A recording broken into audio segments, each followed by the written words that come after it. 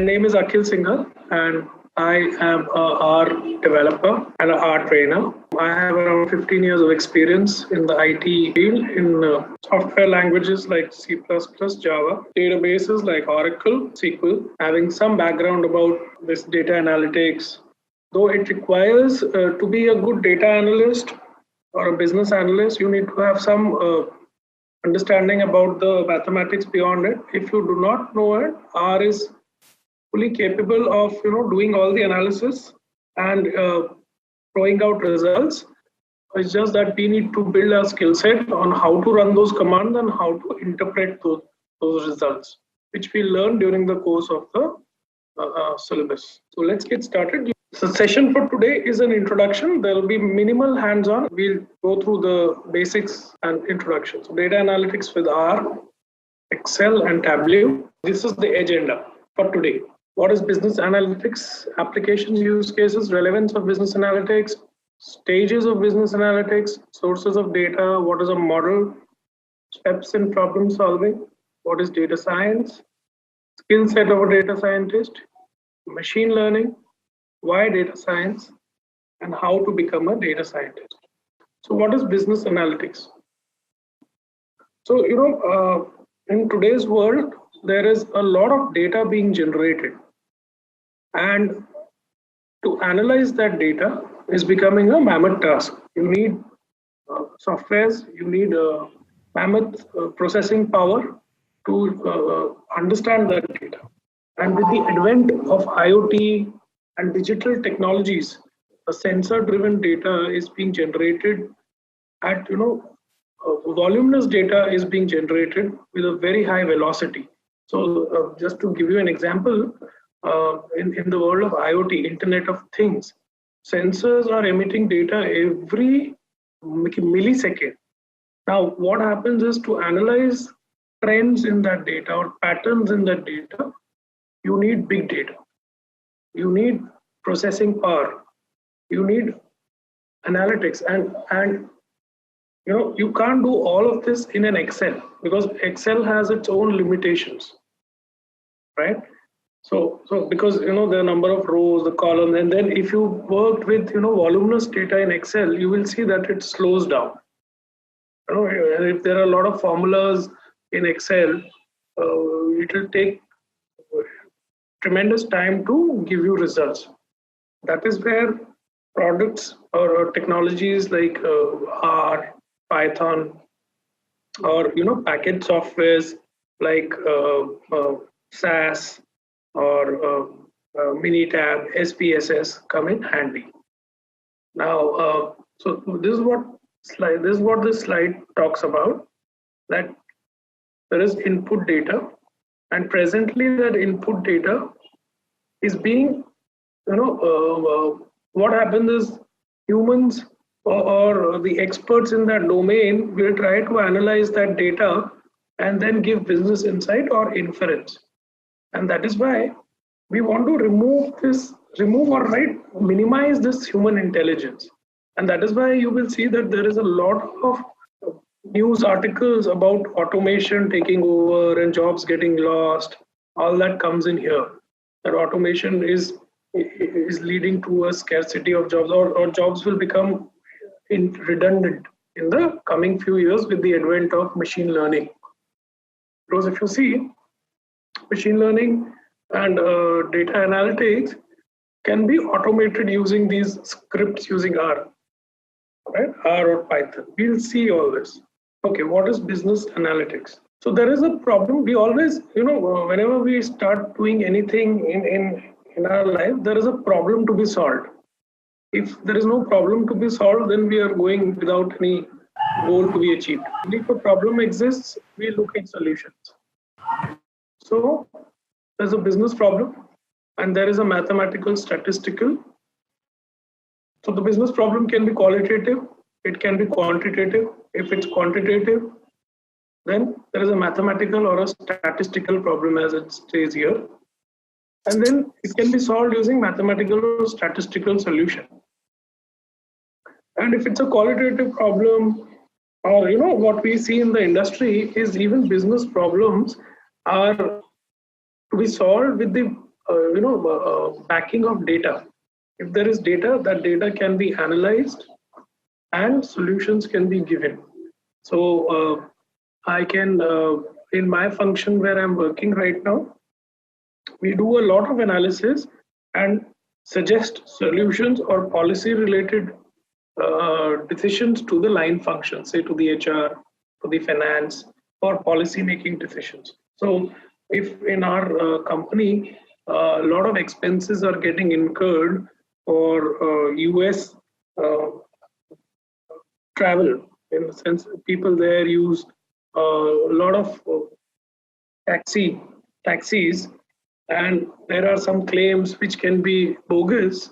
We do a lot of machine analytics, business analytics, for arriving at the correct decision and arriving at policy related matters. So this is what this slide talks about, that a problem is required to arrive at a solution. Otherwise, in R or in anything, it's very important to have a problem, a stated problem, before even attempting a solution. Why? Because otherwise you can arrive at multiple solutions. Data, if you have got data, say, of comprising of 1,000 rows and say 11 or 12 columns, or even lesser than that, then if you don't have a stated problem, you will be wandering in the forest, because you will try to find solution to everything. That this variable is inversely related to this, the other variable is directly related to this, but what is the problem at hand? So it is very important to know the business problem which needs a solution. This is one of the important factors. So what is business analytics? So this is from definition perspective. So all what is stated here is the understood part of business analytics. However, there are different dimensions. So let's just look at this. Use of data and information, both structured, semi-structured, and unstructured, along with human intelligence. So now, if you've heard of databases like MongoDB, right, or NoSQL, these all fall under the unstructured DB. There is a structured and semi-structured databases, like our traditional databases like RDBMS, Oracle, SQL. There is a data table where the fields are defined, right? But in cases of MongoDB, NoSQL, structured data like Twitter feeds, if they have to be stored in a data table, that requires unstructured data, and a lot of intelligence can be derived from these unstructured data, and that's why this point, use of data and information along with human intelligence. On this point, I would just like to tell you that there is a term used, DIKW. You may like to just write it down, DIKW. So that means data, information, knowledge, and wisdom. Okay, I just repeat this, DIKW. D is for data, I is for information, K is for knowledge, W is for wisdom. So what happens? There is data available or generated, or you get from data. We have to get information, because raw data is of no use, right? We have to get information. From information, we have to extract knowledge. So knowledge is a notch higher than information, and from knowledge, repeated usage of that knowledge can help us lead to wisdom. So that's how people grow in their careers, that when repeatedly the same kind of data is being thrown at them, they will instantly tell you, okay, yeah, please look at this dimension of the problem, or look at this aspect. You would have seen your seniors, instantly they will tell you, okay, this can be the solution for this. So that is what That's wisdom, because over so many years they have been, they know that from this data set this could have been the issue. So they've grown that ladder, they've grown up that ladder: data, information, knowledge, wisdom. That's called the DIKW. It's just for information purposes. Okay. So coming to the second point, in combination with information technology, softwares, frameworks, and tools. So business analytics, to be able to conduct business analytics, you need software, technology, tools. So a tool, one of the tool is R. Another one, R is open source, so it's free. Okay, and you will be downloading it in the subsequent sessions on your machines, on your respective laptops. We'll also download an IDE, integrated development environment, where you will run the commands. And there are packages, like as I said earlier, those are licensed products. ClickView, if you've heard of, ClickSense. Okay, there is SAS, there is Minitab, there is SPSS.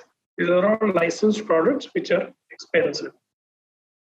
Okay, so analytics can be done with the help of technology, software, frameworks, and tools. Triggering informed business decision making so that business value can be optimized. Right. So when we do, if you have used Excel or any other, data, if you've done any data analysis, so business analytics is triggering. What is business analytics? It is triggering informed business decision making. It's like decision support system. Business, another way I would like to say is a decision support system, because to make any decision, you need to have data or prior experience. Prior experience would also come with some prior data you would have analyzed. It's about, making a choice. That choice can be made based on previous experience, and that previous experience is based on previous data. Business analytics is a very structured thinking process. This is a statement in the sense structured is because there is a chain of thoughts. It is not random. Okay, today if you are looking at some data, I'll take this decision. That decision has to be backed by data, because decision making will not be a unitary or a single decision making. You'll have to have consensus of your seniors, peers. Only then you can move ahead, and only if you have their buy-in, you'll be able to implement those decisions. So, which is what it says, involves a lot of brainstorming sessions with all the stakeholders. So, to convince the other stakeholders who will get affected, who may get affected, or are the interested parties, or have to carry out the decision, they have to be convinced about it. And they'll get convinced only when you share data with them. And that data can be shared only when you've done analysis of that data, giving them some insights into that data. Okay, and data can be in any form that has no defined source. So while many of you may be IT professionals here, we think of data in terms of what we get in our mails as an attachment.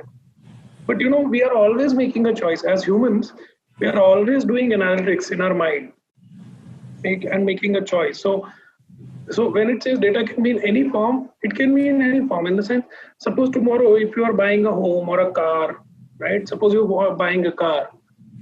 So you are not sitting down and doing anything on Excel there, probably other than EMI calculation or something.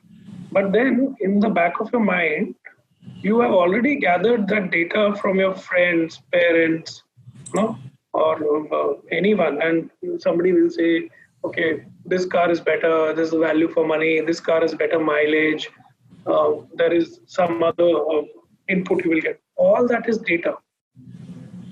Just that we are not putting it down in form of a Excel or a Word or a PowerPoint, but all that is data. Okay. So applications and use cases, there are a lot of use cases and application, and data science has picked up as a very, very big practice or revenue source for Indian IT companies. All of entire, if you see news articles, business magazines are talking about artificial intelligence, data analytics, data science. So artificial intelligence is nothing but the basics of artificial intelligence is built on data science or business analytics. So at the core of artificial intelligence, or machine learning, or neural networks is data science or business analytics. And here are listed some of the use cases or the applications. So digital marketing. How to decide to whom should a digital marketing manager send an email. So today, if you see a lot of, wherever you go shopping or to any mall or anywhere in the world, they'll take down your email ID, they'll take down your phone, and then they will try to they'll build a database around it. They'll try to figure out your spends so if you go to a high-end restaurant or if you buy an Apple product, they will know, okay, if the person has got the ability to spend, then they will market higher end products to you. So there's a lot of analysis which these consumer companies are doing, and I'm sure you are aware of this.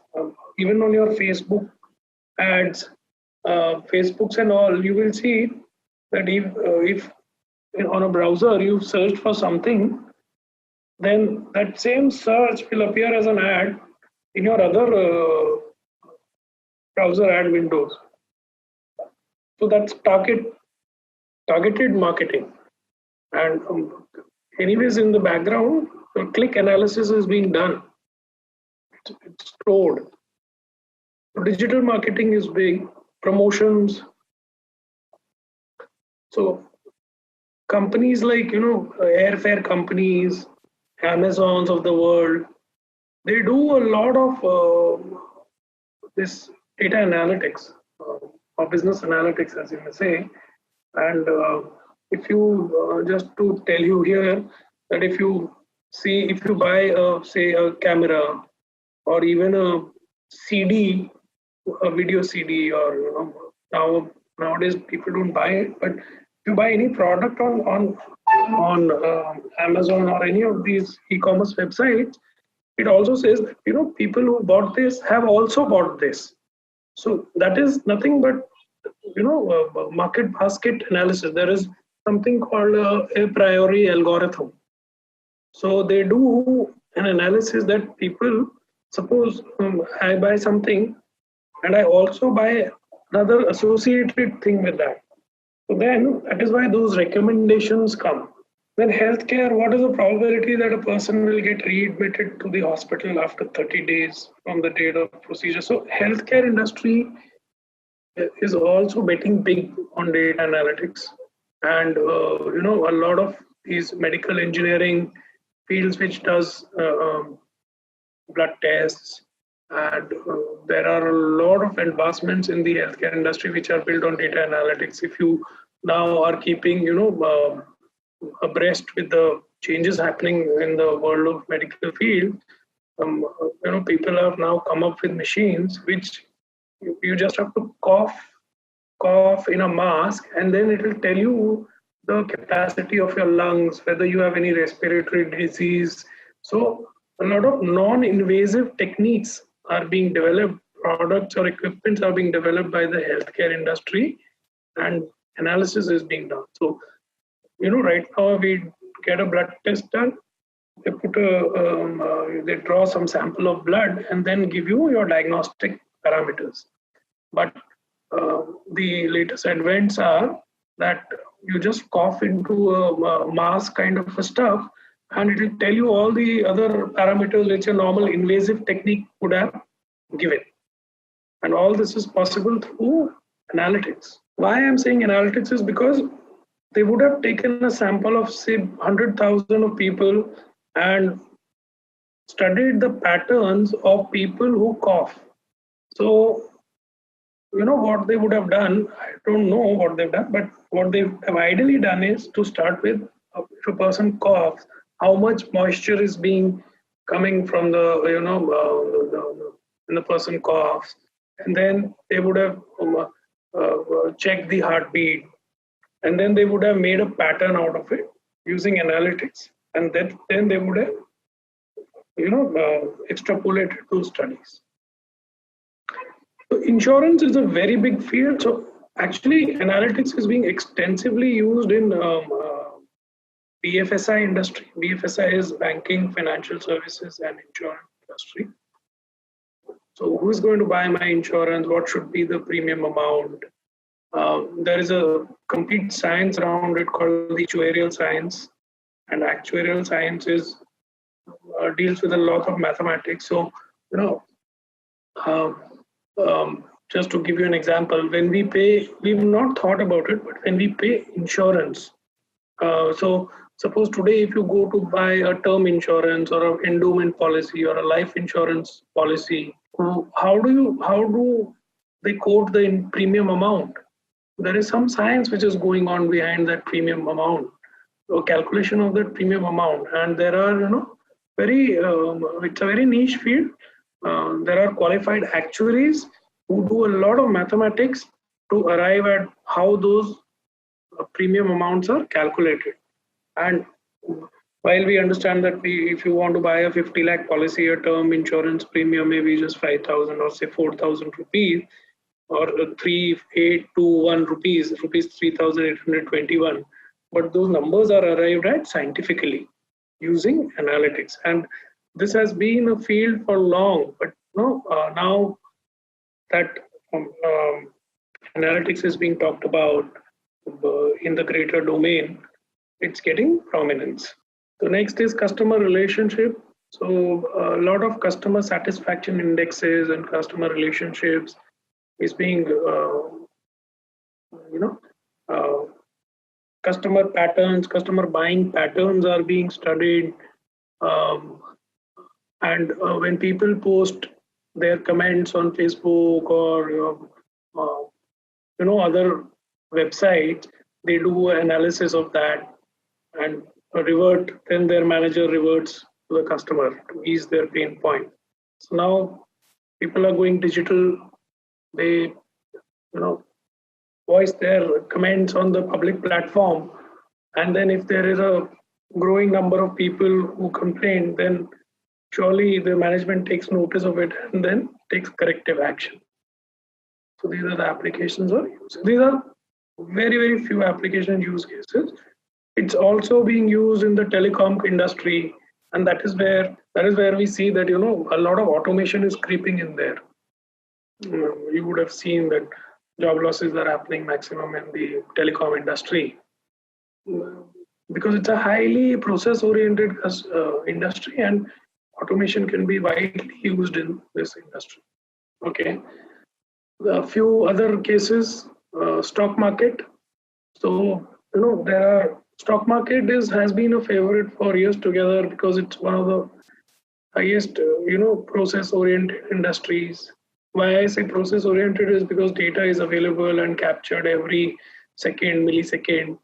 And when you have data in a structured fashion, it becomes much more easier to do a data analysis. So stock market, now you've heard of algorithmic stock trading. So, there are bots being built for doing algorithmic stock trading, and now it is being also regulated, because what bots do, they are running 24/7 across the stock exchanges, and they find any arbitrage opportunities and make money out of it. So and human brain or eye is not so quick to capture those opportunities. So now and it is unregulated. So people, the regulators are trying to put a stop to these algorithmic stock trading. Sports, now with these IPLs and the IBL and the Kabaddi leagues and all these other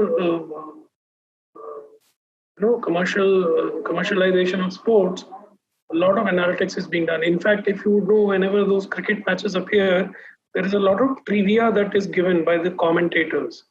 Sometimes Sunil Gavaskar will say, "Oh, in that year, this is the highest record." So where does it come from? He himself does not do all that analytics. There is a SAP. They are powered by SAP. I don't know. You would have seen, but in the bottom, it's written sometime that the analytics is being powered by SAP HANA. So all that analytics is serviced to the commentators by these engines. They do a lot of analytics in the background.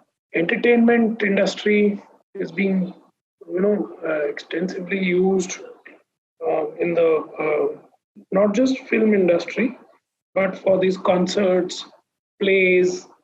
Though the penetration is still less, and why I would say less is because entertainment industry is not fully organized right now. In the sense, it's not very process oriented, and whenever there is less process orientation, scope for digitization or analytics is less. Pricing decisions. So product pricing, there are a lot of. Firstly, product pricing will depend on what are the components going into the making of the product, and then there is a lot of other variables like market variables, competitive product pricing. So what happens is, with the help of models, mathematical models, a lot of variables can be programmed and prices can be arrived at.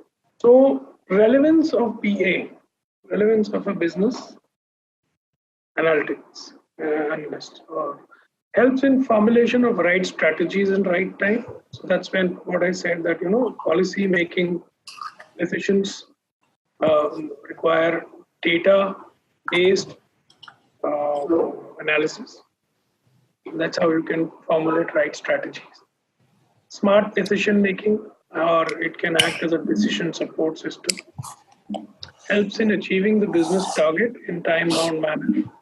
Driving operational efficiency, helps in driving profitability, helps in getting a clear picture about the data through better data visualization. Yeah, so I would like to focus on the last 3 points here much more, because that will encapsulate all the other points. For all of you who are operating in IT fields or IT enabled services or product-based companies, you would see that there's a lot of focus now on profitability or operational efficiency. And why this is being driven? Because the industry or the economy is not as it used to be. So in the sense that the overall growth picture is not rosy.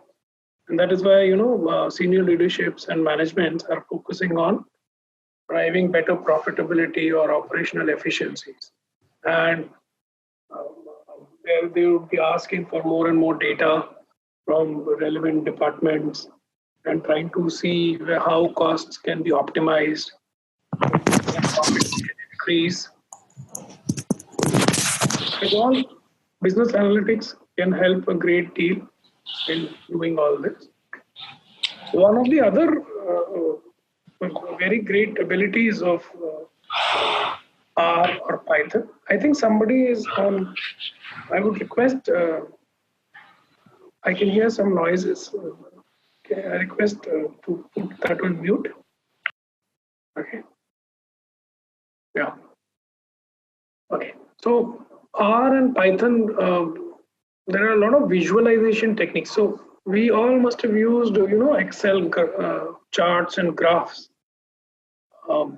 But those graphs are, slightly limited in the sense, even though we may not have used the entire repository of graphs available in Excel, but if you explore R graphs and the capability of visualization in R or Python, they are like amazing. And you can in fact build a graph right from scratch. So there is in fact, R cookbook for graphs altogether, complete book on R graphs. Their visualization techniques are far superior than the plain vanilla versions of R. We'll see some of those. I'll hand over some material to you as well on that. Okay.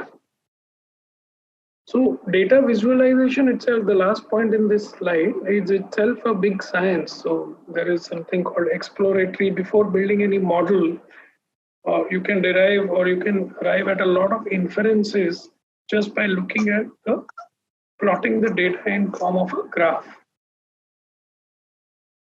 So that's a science in itself. So these are the stages of business analytics.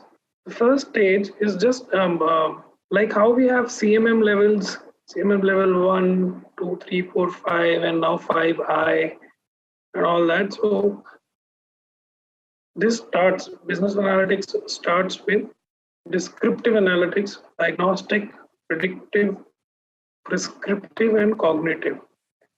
And you will see, so we'll see each of these and what is the difference. So descriptive analytics. You need not remember all this, but it is good to know these words, at least descriptive analytics and predictive analytics. So I would say these two are important words from this slide, descriptive and predictive. So what is descriptive? Method of finding the historical trends, helps in reflecting the as-is scenario, shows what has happened in the past, shows how the business has performed in past, can be delivered using business intelligence tools, basic statistics, easily interprets business metrics, and what happened will be analyzed. So while this is from a definition perspective, so suppose, descriptive analytics, to give you a very simple example, which will stick in your mind and memory is, when we would have done basic statistics in your school days, like mean, median, mode, range, minimum, maximum, range, interquartile range, so all that is descriptive statistics. So given that, assuming you are analyzing some data of your company, say salesperson wise, region wise, employee wise, when you compile what is the minimum, what is the average, what is the most frequent appearing number called mode, what is the mean, median, what is the maximum, what is the minimum, that is all descriptive analytics, right? So it is a method of finding, it is just analyzing the data as is. This is the as is scenario. And actually that is what we do in our general functions. So why is it called descriptive? Is just because it describes that data. The range, the median, the mode, the average, maximum, minimum, it describes the data as is, right? And then if decisions are taken on that, it is extrapolated without any scientific measure. It is diagnostic analytics. Key factors will be analyzed, root causes of the problems will be analyzed, identifies different stages of the problem, analyzes why the problem happened, details of the axis of the problem, a lot of reporting, various different reports, and involves some degree of correlation and association. So to give you an example, though you need not remember, but the doctors ask you for tests, and then a lot of test results are thrown at them, and then they read out those results and tell you, yes, this parameter is out of range. And that's what is diagnostic analysis. So if you see, all these points are related to that root cause of the problem is analyzed, key factors will be analyzed. Like if you do a CBC count, they will check whether your white blood cells are high. If they are high, they say, oh man, there is some disease which is manifested. So the WBCs, which are the fighting cells, should be within a range, right? Or if in a company, if some salary is very low or very high than the median average salary for that grade or band, then they'll say, oh, there's something wrong or something amiss. Either that guy has not got salary hikes for too long, or he's an exceptional performer in that band, so he needs a promotion. Right? That is diagnostic analytics. Predictive analytics. So, as I said in the beginning, this is another important word which you should know. So, what is likely to happen? Can we predict the future events given historical data? How well we can predict depends on previous stage. A lot of statistical model building. Statistical model also requires sense of probability and probability distribution and future prediction. So predictive analytics is another domain. So I like to generally classify analytics into two domains: descriptive and predictive. So predictive is all the latest things are focused on, because we might have been doing predictive but without any scientific basis. So some data set is given to you, and you present the descriptive analytics to your bosses. Now, based on that data, future trends or patterns or future predictions need to be made. So those predictions have to be scientifically based and not based on some extrapolation. In the sense, somebody may give some prediction, somebody may give some other prediction based on their individual experiences. But what do mathematical models say? Their opinion should converge. So logistic regression or linear regression are scientific methods. There are many methods. There is CPM, PERT, there is trees. Okay, there are decision trees, there are random forests, there is principal component analysis, there is neural networks. All these are scientific methods of doing predictive analytics. And probability and a basic level of understanding of probability is required for that. So the two words to remember here is descriptive and predictive. So predictive goes a notch higher or a stage higher than descriptive analytics. Descriptive just describes the data as is. So, to give you an example, we may say that if we study the heights of people in a particular region in India, so what we'll do, we'll collect the heights of those people and say the average height of women in this region is this much, average height of males in this region is this much. Then they may also study the heights of the children. But if you want to predict if average height of a man and a woman, a child born out of a man and a woman with this average height, how much will that height be? Or he'll grow to be of this height or this weight. There, predictive analytics may be used. Or for stock market predictions, based on previous trends, one is just to say, oh, the 52-week high is this much, 52-week low is this much, past 7-week trend is this much. But what to do with that data? It's good to know that data, but how can you use that data? So using of that data comes in predictions, predictive analytics. Now, that may turn out to be right, that may turn out to be wrong, and that's where probability comes in. That, okay, this stock is likely to go up by this much percentage in this near future, in this time period, but there's a probability value associated.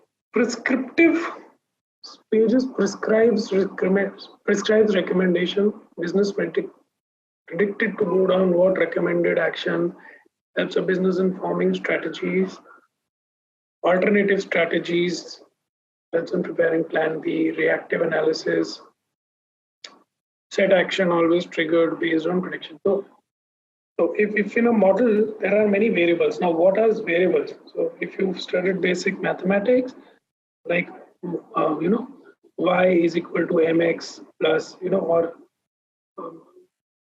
y is equal to mx plus m1x2, m3x3.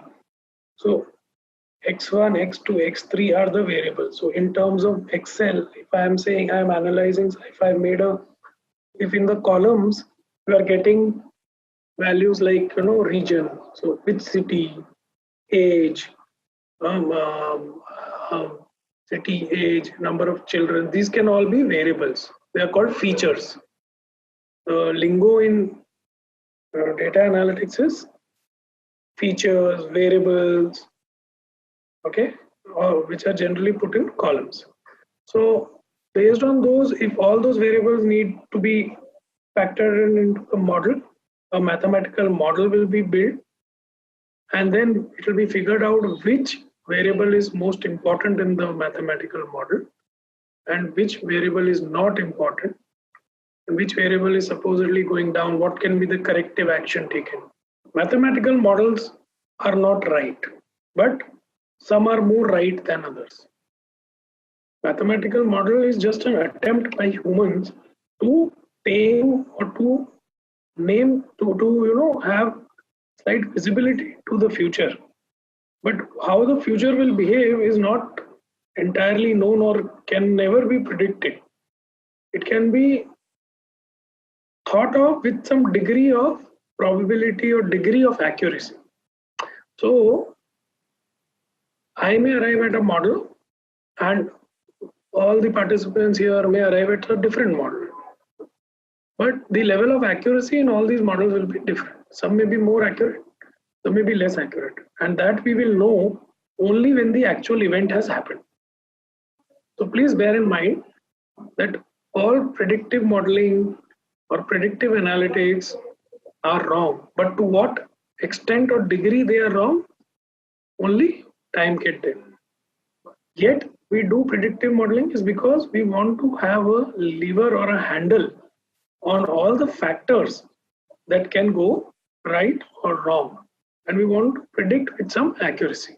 What is cognitive analytics? This is the artificial intelligence and machine learning layer. If you know the prediction and recommended action to be taken, can any machine take decisions?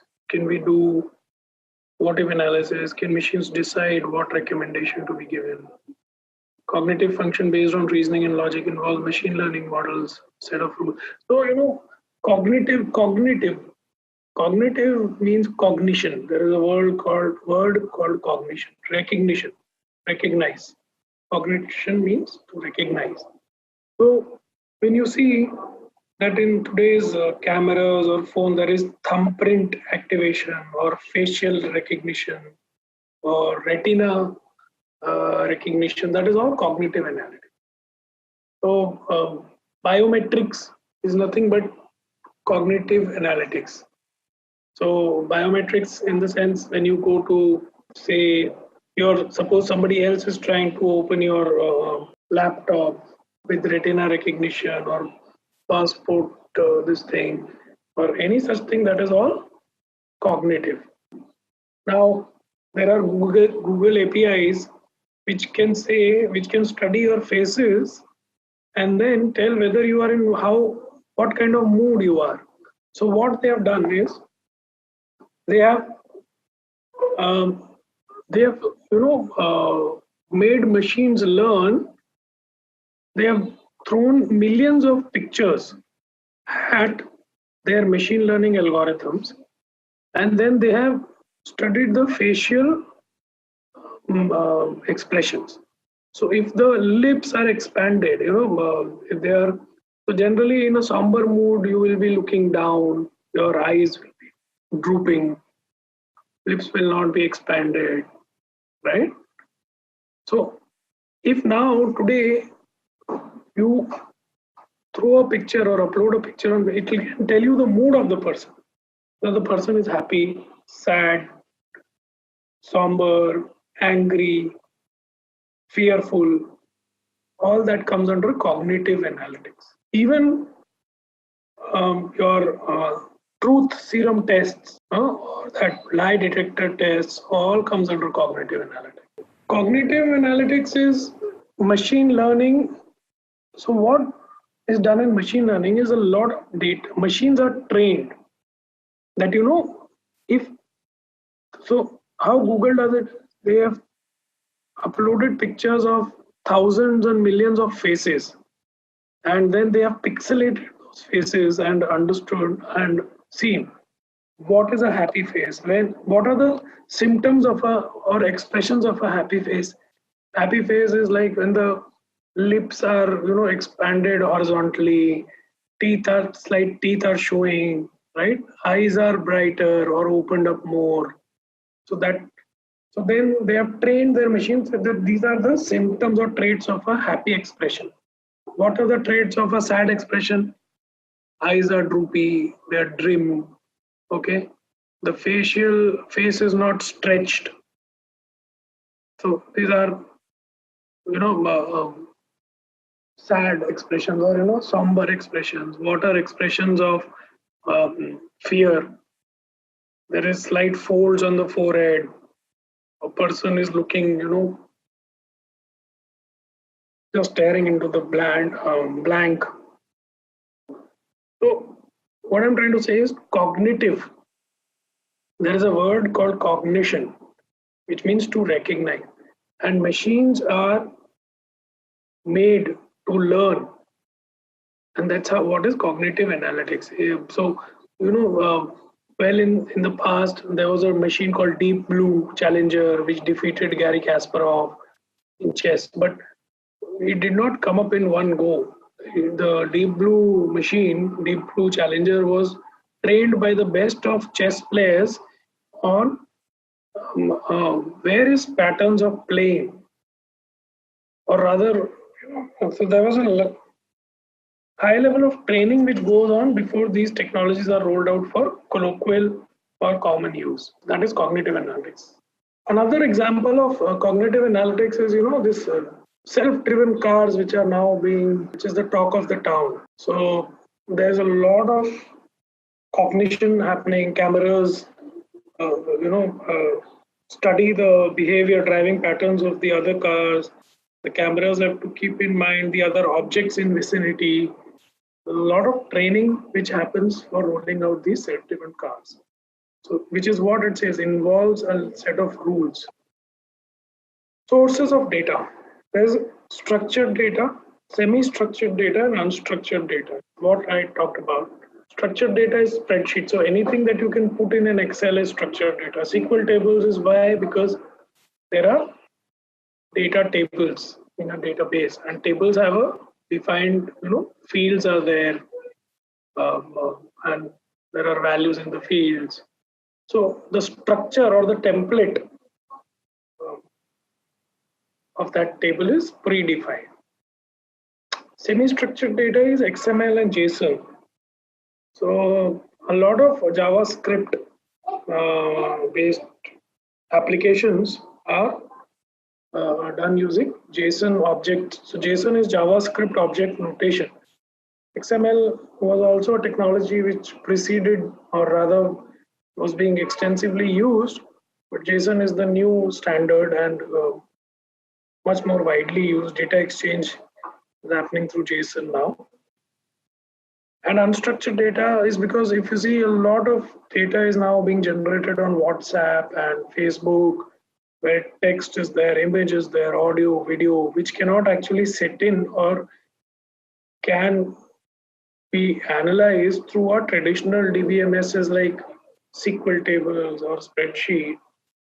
If you want to analyze data having videos or images in an Excel, you will be handicapped, which is where NoSQL or MongoDB comes in. What is a model? If you can see my screen, math formula, stat formula, and human judgment is model. So this is a very simplistic view of defining a model. A model generally, we make a model in mind. Our beliefs are our models. So if we say that sometimes when you belong to a particular region and you go to another region or to a foreign country, you will say, oh, people of this ethnicity or people of this region will have a particular trait. That is also a model. So we say people in South India, they eat more, they're rice loving people. So rice is consumed more. So that's a model. People in the north may consume more wheat. That's also a model because human judgment, now that human judgment has come based on experiences, right? You can put it in a model. But the attempt of data analytics or business analytics here is to do all this using scientific principles and not by involving human judgment. Human judgment is still involved, but to a lesser and lesser degree. And that is why automation can be brought in. If, like in the diamond industry, what is happening right now? By a diamond industry, the gems are graded by humans. Like this gem belongs to this category, this color, or this, so human involvement is very high. But attempts are being made to automate it, right? So a simplistic model is an equation of a straight line. Y is equal to mx plus c, right? M is the slope and c is the intercept. That is a model. Why? Because when you do draw the Cartesian coordinates of x and y axis, and you say y is equal to 3x plus 2, then when you plug the value 1, 2, or 3 in place of x, you get a straight line, cutting the y-axis at the points wherever you plugged y is equal to mx plus c. So if x is 1, 3x plus 2, so y will be 5. So this is a very simplistic way of model, but we are actually in our minds constructing models, and those models are actually nothing but our beliefs. And some models are more accurate than the other models. And that is true for our beliefs as well. We have beliefs, those beliefs get changed over time, but with great difficulty. Some beliefs are more right than others, and everyone has their own beliefs. The attempt is to arrive at mathematical beliefs here in the world of analytics. So steps in problem solving, as I said in the beginning, definition of the business problem is a must. So without a problem to solve, we will be struggling at what to solve, and we may throw up a lot of solutions which may actually not be required. So if you read this, define business problem, you go down, structure the business problem, feature construction, translate to math stat problem, identify trends, get a math stat solution, interpret the results, and make decisions. This is generally what happens unconsciously in our minds as well. And this is how we have always been solving problem, but just this is to put it into a visualization, visual solution. So what happens? Suppose you have to solve a business problem, say, give me the hotel stay trends in our company. So that is the business problem. To structure the business problem, okay, I want it for Mumbai, Chennai. Feature construction, what all variables you need. Feature is nothing but variable, or the columns you ask to the relevant. So a data table in RDBMS will have several columns, but all columns or fields may not be of significance to you. You want to evaluate only a few parameters. That is feature construction. Then you do a descriptive analytics on that same data. When you identify trends, and if you are equipped with statistical knowledge, you will go a step further and try to figure out why is the median lower than the mean? Is it right skewed? Is it left skewed? What are the outliers? You get a math or a statistical, you will build a model around it, and then you will interpret the result, take decisions. That okay. For hotels in Chennai, maybe slightly cheaper. So, only people with certain grades are allowed to stay in 5-star hotels, or people, certain Mumbai may be expensive than, Chennai, Delhi hotels may be even more expensive. So we should reduce the hotel spend. All that analysis can be done. So this we are doing unconsciously, but this is just a way to tell you that this is what is going on behind what we are doing. So what we generally get is an Excel. We do something on that Excel, put the results in a PPT, show it to our bosses. Our bosses give us some solution or try to analyze the data. Oh, this is in this year, sales have gone up higher. Why has it gone up higher? And then you will see the entire data set. Okay, this customer has not given me, this customer has not grown. So then we look, this customer has grown. So let's focus more here. The customer which has not grown, let's put more sales and marketing effort there. Then make decisions, right? So what is data science? Data science is a multidisciplinary blend of data inference, algorithm development, and technology in order to solve analytically complex problems. This is a Venn diagram, you know. So let's just look at this. So when we do our introduction toward the end, we may understand that some of you come with domain expertise, right? Domain expertise means somebody who has been working on, say, telecom industry. He knows the ins and outs of the domain, or the banking industry. So those are called domain experts. Some people are experts in computer science, okay? In the sense, they know a programming language better. So maths and stats, that is also a part of domain expertise. So that just that the domain here is maths and stats. Somebody may be good at physics.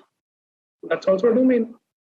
So now if you see, if you are an expert, if you know, if you're a domain expert, if you try to learn something on the analytics side, then you will become a techno-functional guy. So right, since you've chosen to be a part of this course, I am given to understand that you are trying to make a career shift from knowing some other, either a programming language, which means you are in the field of computer science, or you are a domain expert, right? And I'm very glad that you've taken an effort to learn something as complex as data science, and you are willing to explore something out of your comfort zone to become data scientists, learn a new technology. And you know, nothing is impossible. There is that 10,000 hour principle, if you've heard of, by Malcolm Gladwell, that you know, the more and more effort you will put, the more and more expert you will become. We as humans are, you know, we learn everything through practice. Hindi mein it's called abhyas. So when a child first learns to walk, it just walks aimlessly without a goal because he enjoys doing that. So when you are trying to do this R or data science, you will love to run some commands in R. And the more and more effort, slowly you will migrate to solving problems. You will not become an expert from day one. But if you have passion and the willingness to put in hard work and effort, I can guarantee you that you will become experts in R. And that should be our goal. So the whole objective of this diagram or slide is to become a techno-functional guy. So if you are experts in the field of computer science or processing industry, KPOs, BPOs, or IT industry, you are looking at only the computer science field. Or if you are a domain expert, say in the field of real estate, or say any other domain. So you know, you can actually pick up some computer skills and try to become a software engineer or a unicorn or a techno-functional guy. Because people who are good at maths or stats will not know the tool R. People who are good at R or Python, they may not know the basics or the you know, underlying statistics field. So an attempt is made to learn or marry the two. Analytical data science domain experts know how to approach high-level challenges with a clear eye on what is important, employ the right approach, methodology to make use of maximum use of time and resources, effective communication, tell your techniques and discoveries, intellectual curiosity, and industry knowledge. So a domain expert, in short, has the complete knowledge of the domain or the industry in which he is operating. So if you go to a bank and you ask a teller who has been at the teller desk for years together, problems which or challenges which a teller can experience. So he may be very world apart from the field of data science. So he's a domain expert. Whereas a person who is a computer grad, software engineer, or what I showed here, as a computer science graduate or a worker, he may be knowing nothing about a teller. He just knows that he has to give the check or the token at the teller and he'll give you the money. But the teller, who is the domain expert, he knows what are the regulations or the processes he needs to fulfill before giving out or handing out the money. So we are attempting to become techno-functional here. Because all this talks about domain expertise and statistics. So the world now is moving around usage of more and more data. And data can only be analyzed. So descriptive analytics can be done by anything. You run a simple command in R and you will get all the descriptive analytics. And I can guarantee you that. But the ability lies in interpreting that data and doing predictions based on that. Right? So if you read the last line here, as a data scientist, a person should be able to be good at matrix algebra, linear algebra, and basic math. So this should not act as a deterrent for you. Let me restate. You are not good at matrix or linear algebra, basic mathematics, and statistics. Okay. R will come to your rescue. Because running commands and all that is okay. It is very important to know how to interpret that data. Right? That is the most important thing. And during the course of our sessions, we'll also make an attempt to understand basics of statistics, linear and matrix algebra. So computer science is an ever-expanding field, unlike maths and stats. Maths and stats, the principles are well laid out for years altogether. They're very crystal clear rules, algorithms. Even though maths and stats as a field is also expanding, but it's a very niche field, and the expansion happening there is beyond the purview of our common understanding. It may be used by the militaries of the world, and in very scientific fields. But computer science is expanding at a rapid pace. So the technologies of yesteryears, like ERPs, on-premise technologies. ERPs used to be on-premise. Now everything is on the cloud, which means everything is on the internet. You can do your leaves on the internet. You can approve things through the workflow. You can book taxis. So everything is being made available on the phone, on the cloud. Right? So computer science, a technology which you may learn today may become obsolete in the next couple of years. So, as I said, if we learn the basics of stats or maths, then learning any tool is very simple. So, if we see when we learn here in our course, we'll also make an attempt to understand the basics of maths and stats, because then running that command, any programming language will have a syntax. Learning the syntax is very easy, but what goes on behind the what is going on behind running the command, in the sense what is being happening to the data is more important, right? So we'll make an attempt to do that as well. So just to read out, I'll read out a few points. Reading the second point, as a data scientist, a person should have an idea about computer science fundamentals and basic programming knowledge in any one language. So it is important to know, sometimes it says jack of all trades but master of none. So you can have your own view on that. What you want to do, whether you want to be an expert in a couple of languages, one or two languages, or you want to know all the languages, that call you can take. However, my take is that, if we try to become an expert in one language, it is better. Machine learning is that branch of data science where the system gets better as it learns new patterns over a period of time specific to a particular task. As a data scientist, a person should be thinking towards large scale machine learning. Machine learning is a very evolving field today and being extensively used, and we as end users are getting to, getting more and more usages of machine learning in our lives. As I said, retina scanning on your laptops, or thumbprint scanners, there are a lot of examples of machine learning.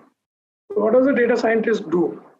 A data scientist tries to understand the business problem, availability of data relating to a business problem, and additional data that they may need. Data scientist formulates hypotheses from the data relating to the business problem. Data scientist runs various experiments with data by applying mathematical and statistical techniques for data discovery and pattern recognition. And a data scientist conveys relevant business stories to tell the stakeholders about their business problem and possible recommendations. So you must have heard the word called quants. So quants is a field, and a quant is nothing but a data science, quantitative. A lot of insurance companies, banking, financial services industry, they employ a lot of quants who do number crunching. And communication or articulating whatever the quant or a data scientist or a business analyst has figured out is very important. So today, if as a seasoned analyst or a business analyst or a data scientist, you have come up with some recommendation or some finding, it is very important for you to articulate that to a layman so that the layman understands it. Otherwise, you have to speak his language.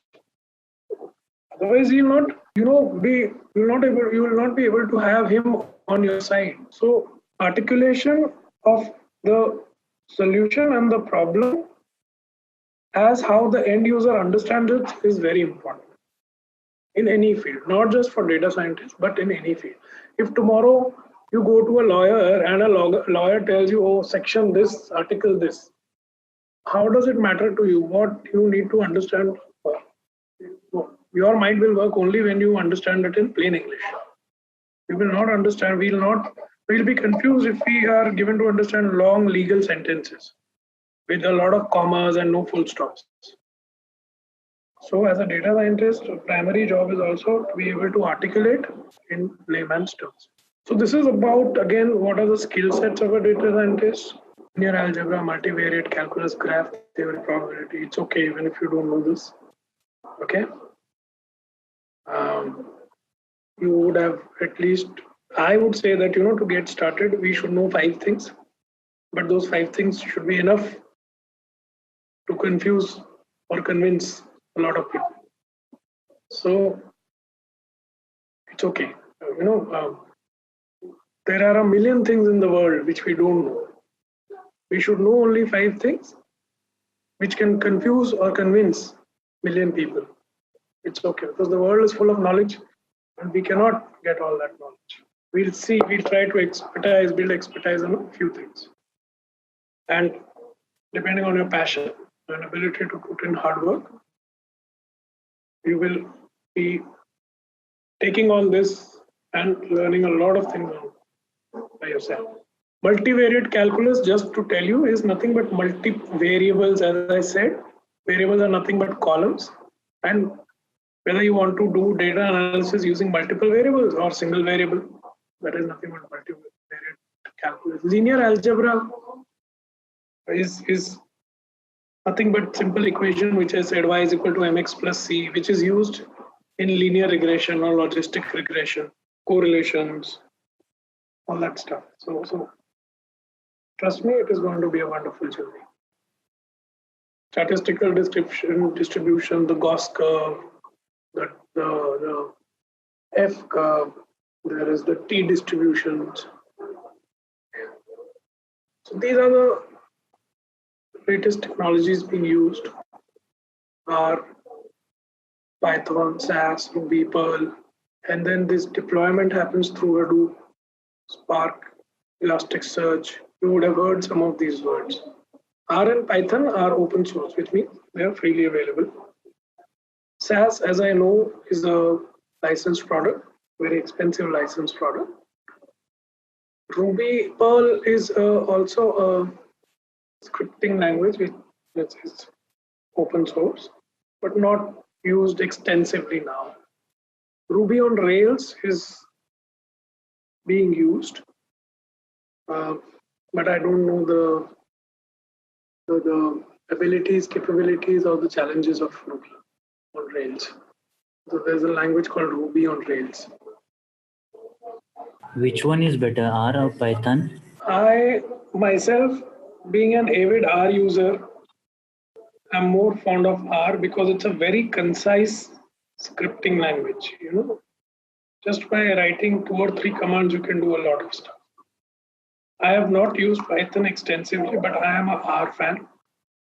If you surf the internet or read things on code, you see there's a raging debate which one is better. So I don't know which one is better, but being an R fan, I say R has got much more. You know, it's like saying which actor is better, or somebody is learning Bharatnatyam or Kathakali or some other Kathak dance, or somebody is learning music.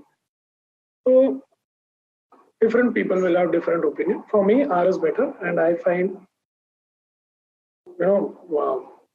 For all others who know Python will be able to tell which one is better. I personally find R much superior than any other data analytics language. Data science pipeline, ask questions, which is nothing but business problem solution, domain search, hypothesis, train a model, communicate results. This is the general life cycle of how a model is built. We'll see this when we actually build a model. What is machine learning? Computer program is said to learn from experience with respect to some class of task T and performance measure P. If it's performance of task T as a measure by P, here you don't need to remember it. It's saying by some data scientist T and P is okay, but what it essentially says is that machines cannot learn on their own. Humans have to feed in a lot of data to make it learn, and that data is generated through experience. We are also constantly learning through our experiences, and that machine learning in human happens through the brains. But now machines are being made to learn so that our lives become simpler. This is what this definition says, that experience is the mother of all teachers. So this is again machine learning pipeline. Identify features. Please remember, features is nothing but columns or variables. Pre-processing, algorithmic solution, validation, implementation. So there will be various versions of it.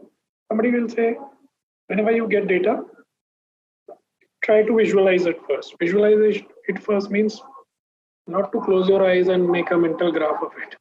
You visualize it means use some graphical thing in R to see what is the pattern. Is it directly related? Is it inversely related? Do you see a correlation?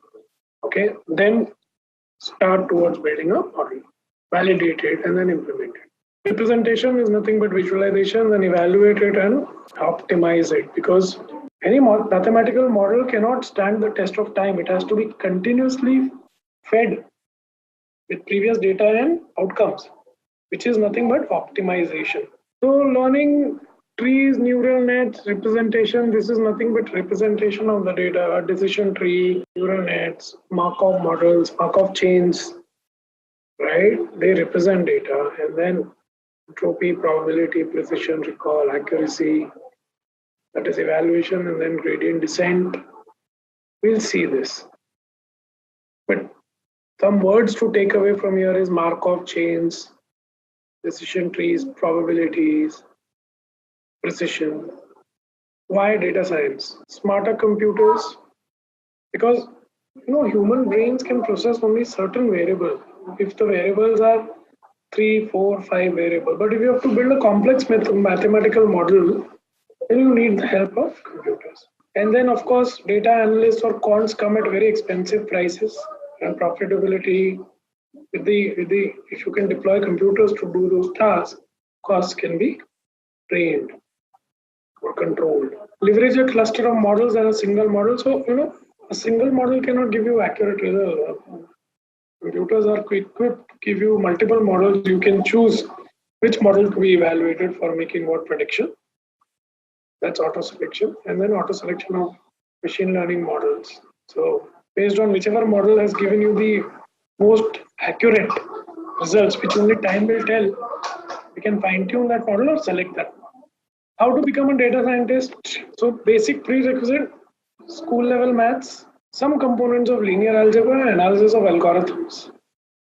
Databases, okay, you don't need too much of it. Linear algebra, good to know. And this is what we will see next. If you have not done installation of R or R Studio, and if you are computer savvy, please do it, or we'll still do it tomorrow and do all this installation of R on the desktop, laptops. I presume you would be using Windows machine. Mac installations will come and be slightly tricky. It will be good to have Windows machines. However, the installation when we do can also be done on R, and self-help is available from wherever we download R. Right, so that brings us to the end of our today's session. And the key takeaway for today's session is what is business analytics? Just to know it simply, what is descriptive analytics? What is predictive analytics? Okay, these are the languages or the buzzwords being used in the industry. There is, machine learning, artificial intelligence, data analytics, data science, quants, descriptive analytics, predictive analytics, cognitive analytics. So it is good to be aware of all these buzzwords. And tomorrow we'll do some things in our hands-on when you will find it more interesting. Thank you all. Acadgild. Average is dead.